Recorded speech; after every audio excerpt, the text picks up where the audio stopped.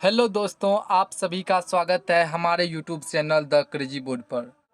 दोस्तों, आज हम इस वीडियो में प्रश्नावली 7.2 के प्रश्न संख्या 2 को हल करेंगे। तो दोस्तों, आप वीडियो को अंत तक देखिएगा जिससे आपको ये क्वेश्चन अच्छे से समझ में आए। तो आइए हम क्वेश्चन को सॉल्व करते हैं। दोस्तों, क्वेश्चन है बिंदुओं 4, -1 और -2, -3 को जोड़ने वाले रेखाखंड को समत्रिभाजित करने वाले बिंदुओं के निर्देशांक ज्ञात कीजिए। दोस्तों, यहाँ पर हमको दो बिंदु दिया हुआ है। यहाँ पे मान लीजिए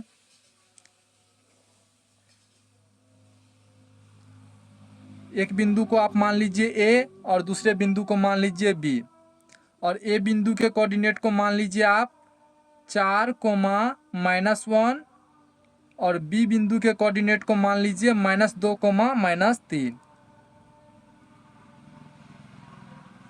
इसको समत्रिभाजित करता है दो बिंदु, और उसी बिंदु का हमको कोऑर्डिनेट ज्ञात करना है। क्या कहता है? बिंदुओं 4, -1 और -2, -3 को जोड़ने वाले रेखाखंड को समत्रिभाजित करने वाले बिंदुओं के निर्देशांक ज्ञात कीजिए। ये दोनों बिंदु को जोड़ने वाला रेखाखंड ये हो गया। इसको 3 बराबर भाग में बांटिए, क्योंकि सम माना हुआ बराबर, त्रि माना हुआ 3 और भाजित माना हुआ विभाजन करना, यानी 3 बराबर भाग में इसको बांटता है। इसको आप मान लीजिए P और इसको मान लीजिए Q। तो यहाँ पर दो बिंदु P और Q है जो AB को समत्रिभाजित करता है। तो P बिंदु का कोऑर्डिनेट क्या होगा ये हमको कैलकुलेट करना है, और Q बिंदु का कोऑर्डिनेट क्या होगा ये हमको कैलकुलेट करना है। तो P बिंदु का कोऑर्डिनेट को हम मान लेते हैं x1 y1, और Q बिंदु का कोऑर्डिनेट को हम मान लेते हैं वही x1 y1 या x2 y2, कुछ भी आप मान सकते हैं। क्योंकि ये बिंदु अलग है तो इसीलिए यहाँ पर भी हम इसको x1 y1 लिख देंगे।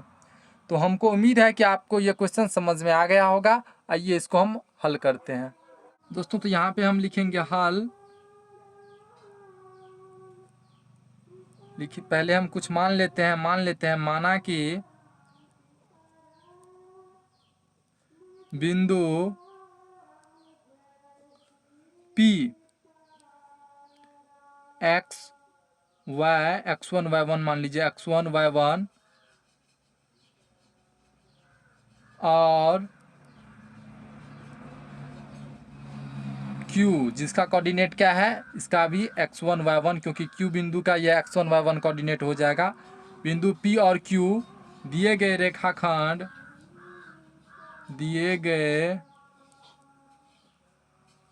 रेखाखंड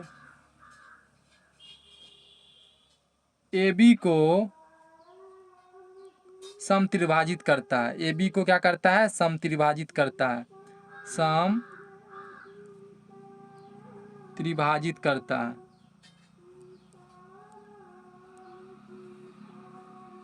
त्रिभाजित करता है, यानी 3 बराबर भाग में बांटता है। दोस्तों, अगर हम विभाजन सूत्र से P बिंदु का निर्देशांक निकालेंगे तो P बिंदु जो है AB को किस अनुपात में विभाजित कर रहा है? तो दोस्तों, ये कर रहा है 1:2 में, क्योंकि यहाँ से यहाँ की दूरी क्या हो जाएगा 1, यहाँ से यहाँ की 1 अनुपात ये भी हो जाएगा और ये भी क्या हो जाएगा 1, क्योंकि ये तीनों बराबर है। AP बराबर PQ बराबर QB क्या हो जाएगा? AP बराबर PQ बराबर QB। तो इनका अनुपात क्या हो जाएगा? 1:1:1, यानी तीनों का अनुपात बराबर हो जाएगा। तो दोस्तों, इसमें P बिंदु जो है AB को किस अनुपात में विभाजित करता है? तो दोस्तों, P बिंदु का इधर क्या हो जाएगा 1, और इस साइड क्या है 1:1:2। तो 1:2 में P बिंदु जो है AB को विभाजित करता है। और Q बिंदु AB को किस अनुपात में विभाजित करता है? तो दोस्तों, Q बिंदु के बारे में क्या हो जाएगा? तो Q के इस साइड कितना है 1:1:2, और Q के इस साइड कितना है 1, तो 2:1। तो इस तरह से आप लिखिएगा, P बिंदु AB को 1:2 में विभाजित करेगा, और Q बिंदु जो है AB को 2:1 में विभाजित करेगा। तो इसमें बताइए, इसमें M1 हो जाएगा 1 और M2 हो जाएगा 2, और इसमें M1 हो जाएगा 2 और M2 हो जाएगा 1। तो दोस्तों, यहाँ पर हम लिखेंगे विभाजन सूत्र से सूत्र से P बिंदु का x निर्देशांक और y निर्देशांक क्या हो जाएगा? तो दोस्तों P बिंदु का x निर्देशांक क्या हो जाएगा? m1 x2 plus m2 x1 बटा m1 plus m2 coma P बिंदु का y निर्देशांक क्या हो जाएगा दोस्तों? तो ये हो जाएगा m1 y2 plus m2 y1 बटा m1 प्लस m2। आप ध्यान रखिएगा यहाँ पर जो ये x2 है या x1 है वो ये x1 नहीं है, वो जो है AB में ये x1 हो जाएगा और ये x2 हो जाएगा और ये y1 हो जाएगा और ये y2 हो जाएगा। तो यहाँ पर x1 का जो वैल्यू लेंगे वो ये 4 लेंगे और x2 का जो वैल्यू लेंगे वो -2 लेंगे। तो यहाँ पे क्या हो जाएगा? m1 कितना हो जाएगा P बिंदु के लिए? तो दोस्तों m1 हो जाएगा P बिंदु के लिए 1, क्योंकि P बिंदु जो है AB को 1:2 में विभाजित करता है, ये P बिंदु। तो m1 के जगह हो जाएगा 1 और x2 क्या हो जाएगा दोस्तों? तो x2 हो जाएगा -2 प्लस m2 क्या हो जाएगा दोस्तों? तो m2 हो जाएगा आपको 2 गुना x1 क्या हो जाएगा दोस्तों? तो x1 हो जाएगा 4 बटा m1 प्लस m2 यानी 1 प्लस 2 कोमा फिर जो है m1 क्या हो जाएगा 1 गुना y2 क्या हो जाएगा दोस्तों? y2 हो जाएगा -3 प्लस m2 हो जाएगा 2 और y1 क्या हो जाएगा? -1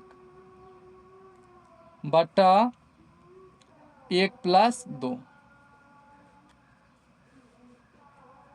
अब यहाँ से 1 गुना -2 तो क्या हो जाएगा? -2 प्लस 2 चौके 8 बटा 3 कोमा 1 को अगर -3 से गुना करेंगे तो ये क्या हो जाएगा? -3 उसके बाद प्लस -2 बटा 3।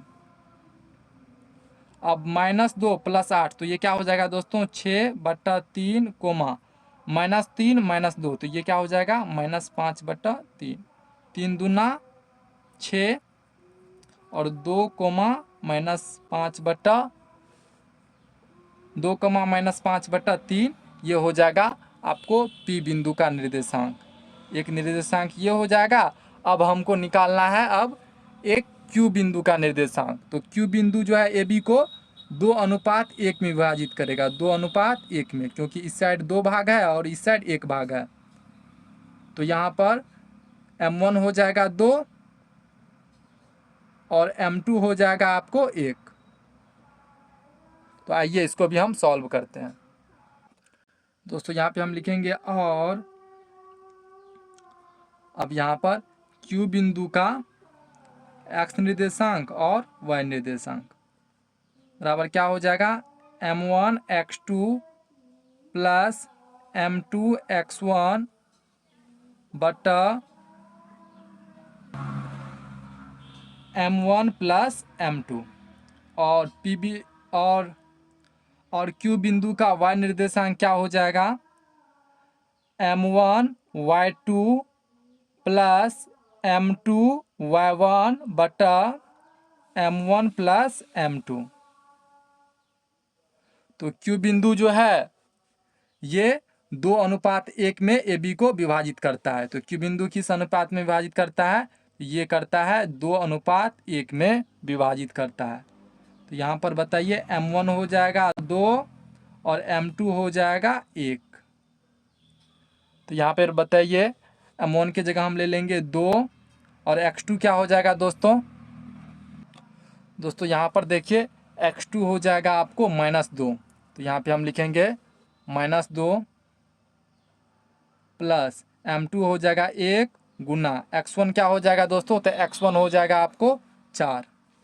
यहाँ पे हम लिखेंगे 4 बटा m1 प्लस m2 यानी 2 प्लस 1 कोमा फिर m1 हो जाएगा 2 और y2 कितना हो जाएगा दोस्तों? तो y2 हो जाएगा आपको -3। तो यहाँ पे हम लिखेंगे -3 प्लस m2 हो जाएगा 1 और y1 कितना हो जाएगा, तो y1 हो जाएगा आपको -1। तो y1 की जगह हम दे देंगे -1 बटा 2 + 1। तो अब यहाँ से इसको हम आगे सॉल्व करते हैं। इसको हम आगे सॉल्व करते हैं तो क्या हो जाएगा, 2 गुना -2, तो ये हो जाएगा -4 + 4 बटा 2 1 3 कोमा 2 गुना -3, तो ये हो जाएगा -6।